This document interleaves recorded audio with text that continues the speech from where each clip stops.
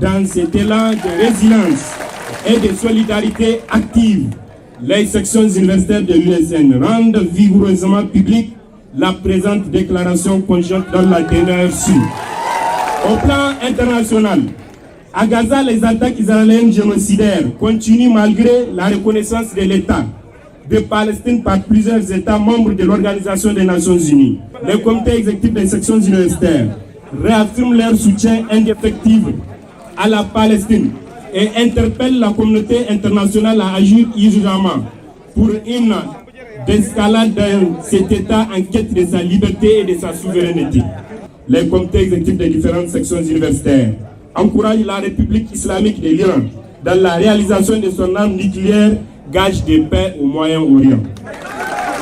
Au plan régional et sous-régional, les sections universitaires de l'USN saluent la pertinence qui a caractérisé les discours des représentants du Niger, du Mali et du Burkina Faso à l'Assemblée générale de l'ONU. Elles encouragent les pays de l'AES dans le cadre de leur coopération militaire pour lutter contre le terrorisme au Sahel. Les sections universitaires encouragent les pays de l'AES à mettre l'accent sur le développement économique en créant une monnaie propre et une banque de l'AES pour tourner le dos au maudit franc CFA, seule alternative d'une souveraineté économique et monétaire véritable.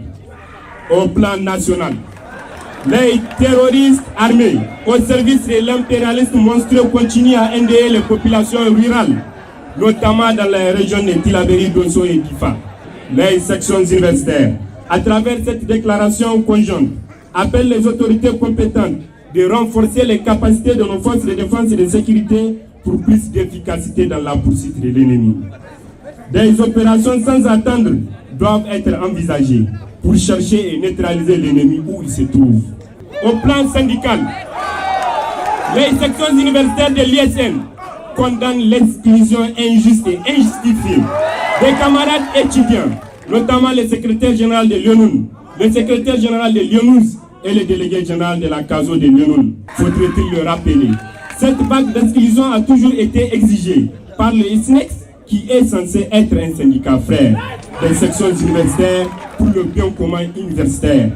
Mais les sections universitaires appellent le SNEX et les rectorats à la solidarité et à l'unité syndicale pour un cadre universitaire paisible au service de la nation, surtout dans un contexte de la refondation de la République. Au plan académique, les sections universitaires sont confrontées aux mêmes difficultés qui constituent un ralentissement dans le bon déroulement des activités académiques, qui finissent par occasionner le retard académique. Les sections universitaires exigent la réfection des tentes marocaines impraticables, la finalisation urgente des constructions en cours dans toutes les universités publiques du Niger, la construction de nouvelles salles pour l'élargissement des capacités d'accueil dans toutes les IPN, le recrutement des enseignants-chercheurs en quantité et en qualité, la construction de bibliothèques modernes de grande capacité, la réduction des frais de formation dans les universités publiques du Niger, le retour de l'encadrement et de soutenance en licence dans les IPN, la construction des laboratoires pour joindre la théorie à la pratique.